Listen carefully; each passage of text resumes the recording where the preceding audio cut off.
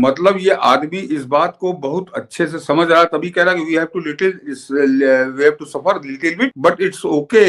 और उनको भारत में बसाओ, बिल्कुल बेशर्मी के साथ ये कह रहा है। और ये आदमी राहुल गांधी का गुरु है और इसीलिए डोनाल्ड लू दिल्ली के अंदर बैठा हुआ है। तो आप जरा सोचिए कितनी लंबी इनकी प्लानिंग है। जब अमेरिकन दूतावास मनीष जी ये पूछे कि ये आदमी दिल्ली में कर क्या रहा है और वो अमेरिका का डिप्लोमेट है, तो सोच लीजिए भारत के अंदर कितना वो अवांछित है।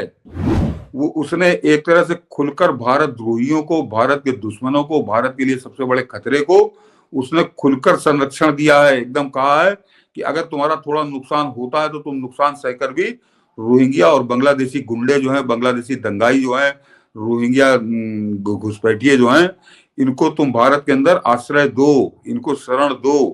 तब जो है मतलब कांग्रेस की एक तरह से डिमांड, और राहुल गांधी का जो गुरु है सत्यनारायण गंगाराम बड़ई उर्फ सैम पित्रोदा, उसने बाकायदे वीडियो जारी करके मांग की। मनीष जी जरा वो वीडियो भी दिखाइए कि कैसे बेशर्मी पे उतर आई है कांग्रेस कि भारत के दुश्मनों को खुलकर कह रही है, अब तो खुलकर कह रही है सैम पित्रोदा के माध्यम से कि इनको शरण भारत को देनी चाहिए, भले ही भारत को नुकसान हो रहा हो, ये भी कह रहा हो वीडियो में। तो इससे मैसेज ये है कि हम प्लैनेट की चिंता नहीं करते, ग्लोबल वार्मिंग की हमें कुछ नहीं पड़ी है और हमें लोगों की भी कुछ नहीं पड़ी है,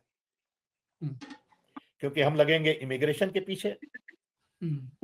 गरीब हैं ये लोग, भूखे हैं ये लोग, इतना काम करके यहाँ आते हैं, ऑफकोर्स इलीगली आते हैं, वो भी ठीक नहीं है, हम समझते हैं, लेकिन हम इमिग्रेशन के पीछे लगेंगे। हमारे वहां लग गया आप कि बांग्लादेशी के पीछे लगेंगे, माइनॉरिटी के पीछे लगेंगे, as opposed to saying we will include everybody. If we have to suffer a little bit, it's okay. We will suffer a little bit. We will share. ये साफ लग रहा है कि ये जिस एजेंडे के तहत ये बोल रहा है, इसे लग गया है कि अब अमेरिका ने जब घुसपैठियों को भगाना शुरू किया तो भारत ये काम करना शुरू करेगा। इसीलिए इसने प्रोवोक किया एक तरह से खुल करके कि ये माइनॉरिटी के पीछे पड़ जाएंगे, मतलब बांग्लादेशियों को और रोहिंग्याओं के साथ साथ। मतलब ये आदमी इस बात को बहुत अच्छे से समझ रहा है, तभी कह रहा है कि we have to suffer little bit but it's okay. यानी हम परेशान होंगे, हमें हमारी कठिनाइयां बढ़ेंगी, लेकिन ये ओके है। लेकिन इस ओके करके ये कह रहा है कि बांग्लादेशियों को घुसेड़ लो, रोहिंग्या को घुसेड़ लो। तो ये इसने एक तरह से कांग्रेस आने वाले समय में इसका सावधान हो जाना चाहिए भारत सरकार को। भारत सरकार तो बहुत सावधान होगी। हमको आपको जरा जागरूक होना चाहिए कि हमारी छाती पे मूंग दलने के लिए ये आदमी कह रहा है कि तुमको परेशानी होती तो होने दो, भारत को परेशानी हो रही है तो होए, लेकिन रोहिंग्या गुंडों को बुलाओ, बांग्लादेशी दंगाइयों को बुलाओ और उनको भारत में बसाओ, बिल्कुल बेशर्मी के साथ ये कह रहा है। और ये आदमी राहुल गांधी का गुरु है, ये आदमी राहुल गांधी का गुरु है। और उसकी क्या हैसियत है कांग्रेस के अंदर, केवल इस एक तथ्य से ही समझा जा सकता है। तो आज कांग्रेस ने इसके माध्यम से अपनी मंशा स्पष्ट करी है कि इसको कि कांग्रेस क्या चाहती है और क्या करने वाली है। और ये जो मनीष जी है कि ये कांग्रेस आज की तारीख में केवल एक पार्टी नहीं है, 10 साल तक तो कूड़े ढेर बनी रही, लेकिन तीसरे साल वो लोकसभा के अंदर बाकायदे आधिकारिक तौर पर विपक्ष की नेता है और मुख्य विपक्षी दल है और राहुल गांधी उसका विपक्ष का नेता है आधिकारिक तौर पर। और उस पार्टी ये खुलकर जब ये बातें कर रही है तो आने वाले समय में ये कोई नया उपद्रव करने की तैयारी कर रहे हैं, कोई नया बवाल करने की तैयारी कर रहे हैं। और इसीलिए डोनाल्ड लू दिल्ली के अंदर बैठा हुआ है। तो आप जरा सोचिए कितनी लंबी इनकी प्लानिंग है। ये कोई काम अचानक नहीं करेंगे, इनकी बड़ी लंबी प्लानिंग है। मतलब ये पूरा तरह से जो अमेरिकी डिप्लोमेट जो है दक्षिण एशिया का प्रभारी जो अब तक था डोनाल्ड लू, इसका मतलब है कि ये गंगाराम बढ़ई जो है सैम पित्रोदा और लू ने मिलकर के प्लानिंग, इसका मतलब बांग्लादेशी और रोहिंग्याओं के माध्यम से किया है कि यदि इन्हें भगाया जाएगा तो माइनॉरिटी के माध्यम से मैसेज दिया जाएगा और ये कहा जाएगा कि हम कागज नहीं दिखाएंगे। ये चूंकि बांग्लादेशियों को पेपर दिखाना पड़ेगा, बांग्लादेशियों को, रोहिंग्याओं को, और ये चीजें दिल्ली में चेकिंग हो रही है, इसका मतलब 2020 वाले एक तरह से बड़े विद्रोह की तैयारी कांग्रेस ने इस सैम पित्रोदा के माध्यम से की है। शुरू कर दिए और सैम पित्रोदा के माध्यम से उन्होंने पूरे देश के अंदर जो बांग्लादेशी घुसपैठिए घुसे हुए हैं, ये जो रोहिंग्या घुसपैठिए घुसे हुए हैं, उनको एक तरह से आश्वस्त किया कि तुम चिंता मत करो, तुम्हारे साथ कांग्रेस बिल्कुल मजबूती के साथ खड़ी हुई है और इस कीमत पर खड़ी हुई है कि अगर देश का नुकसान हो भी रहा है तो इट्स ओके, वो खुलेआम कह रहा है। तो ये मनीष जी, ये हमारे आपके लिए मैसेज ये नहीं है, ये मैसेज है इस देश के अंदर जो घुसे हुए हैं बांग्लादेशी घुसपैठिए, रोहिंग्या दंगाई, कि उन दंगाइयों के लिए, उन घुसपैठियों के लिए कि हम तुम्हारे साथ पूरी मजबूती के साथ खड़े हुए हैं। और कितनी बेशर्मी भी अमादा है कि बाकायदे वीडियो जारी करके उसने अपना ये संदेश प्रसारित करवाया है कि लोगों तक पहुंच जाइए। और उसके साथ ही साथ मैं इसीलिए हम लोगों ने वहीं से शुरुआत की कि इसको आप डोनाल्ड लू की उपस्थिति से दिल्ली के अंदर आज की तारीख में कर क्या रहा है, जब अमेरिकन दूतावास मनीष जी ये पूछे कि ये आदमी दिल्ली में कर क्या रहा है और वो अमेरिका का डिप्लोमेट है, तो सोच लीजिए भारत के अंदर कितना वो अवांछित है, कितनी उसकी कोई जरूरत नहीं है। इसका अवांछित का मतलब आप इस स्तर पर समझिए कि एक तरह से भारत के लिए खतरा है ये आदमी, जो राहुल गांधी का दोस्त भी है। तो अपने आप अब भारत सरकार इसके खिलाफ क्या कार्रवाई करती है ये आने वाले समय में देखेंगे, क्योंकि अभी तक तो इसको डिप्लोमेट का स्टेटस था मनीष जी, 27 तारीख तक इसको डिप्लोमेट का स्टेटस था, इसने इस्तीफा नहीं दिया, इसका कार्यकाल खत्म हुआ था लेकिन इसने इस्तीफा नहीं दिया था। लेकिन अब इसने इस्तीफा दे दिया है तो इसको उल्टा टांग के वापस भेजे, क्योंकि अमेरिकन नागरिक है तो इसको उल्टा टांग के भेजे, तब इसके दिमाग दुरुस्त होंगे। इसके जैसे और जो आस्तीन के सांप इस देश में पल रहे हैं, उन आस्तीन के सांपों को भी इसका मैसेज जाएगा। बिल्कुल, चूंकि डिप्लोमेट लिख रहे हैं कि पासपोर्ट से वीजा कैसे मिला, तो चूंकि डिप्लोमेट अब तक था तो इसलिए इसकी जरूरत नहीं होती है, स्पेशल वीजा उनके पास होता है डिप्लोमेट्स के लिए।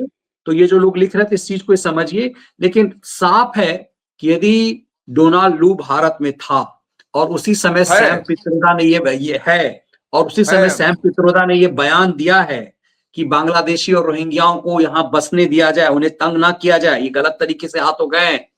इससे जुड़ता है कि एक तरह से वो ये मैसेज देना चाह रहा है कि भारत अमेरिका में रह रहे जो भारतीय हैं उसका विरोध, उसे भगाने पर भारत विरोध नहीं कर रहा, लेकिन हम जो है बांग्लादेशियों के साथ खड़े हैं, लेकिन भारत की सरकार भारतीयों के साथ नहीं खड़ी है जो अमेरिका से भगाए जा रहे हैं, जो गैर कानूनी तरीके से है।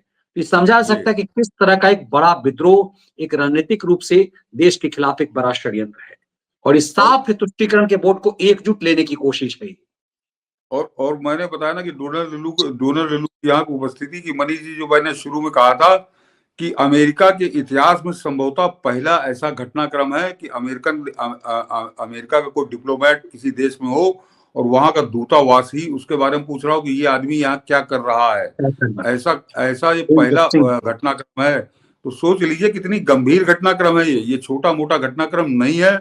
और देखिए अब 2020 जनवरी को चूंकि डोनाल्ड ट्रंप अपने हाथ में चीजें ले चुके हैं, तो उनको CIA का भी सब कुछ, CIA भी एक तरह से अब डोनाल्ड ट्रंप के अंडर में है। तो संभवतः उनको कुछ क्लू मिला है, कि डोनाल्ड लू भारत के लिए कितनी भयानक रचना रच रहा था। और इसीलिए आज इशारों में बिल्कुल स्पष्ट कर दिया है अमेरिकी दूतावास ने कि इस आदमी से उनका कोई लेना देना नहीं है। वो खुद चौंके हुए हैं कि ये भारत में कर क्या रहा है, तो ये कोई बड़ी साजिश रचने आया है और इसको लाद कर तत्काल वापस भेजा जाए।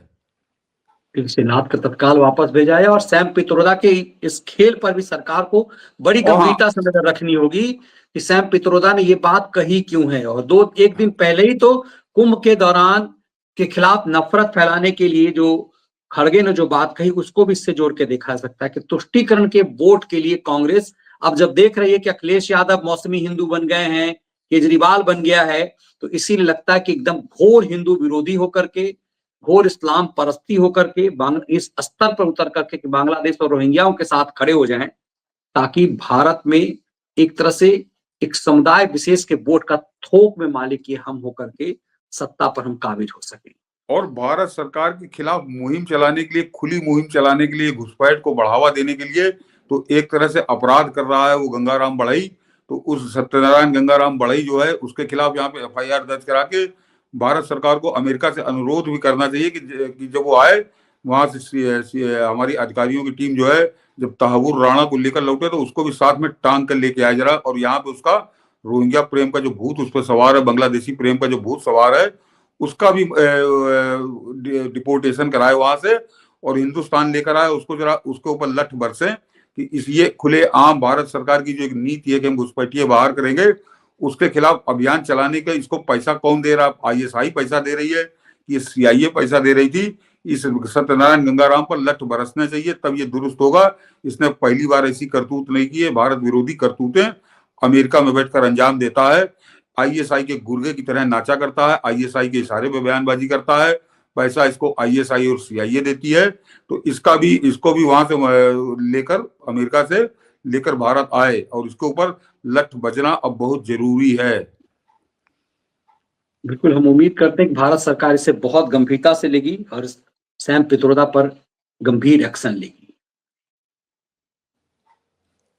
और दर्शकों से कहूंगा कि आप कम से कम इस बात को ज्यादा से ज्यादा फैलाइए, ज्यादा से ज्यादा इसको शेयर करके फैलाइए, लोगों को पता तो चले कि कितनी बड़ी साजिश हिंदुस्तान के अंदर कैसे हो रही है। और यहाँ पर लोग, क्या बताऊं मनीष जी, मैं खैर अभी बदल जाएगा कि कैसे कैसे लोग क्या क्या कैसे लोग कौन से वीडियो देख रहे हैं, और लाखों की संख्या में उन वीडियो को कोई मतलब नहीं है। लेकिन आप जो गंभीर बातें हैं जो देश से जुड़ी हुई हैं, हमारे आपके भविष्य से जुड़ी हुई हैं, उससे आम आदमी को परिचित होना चाहिए। बिल्कुल।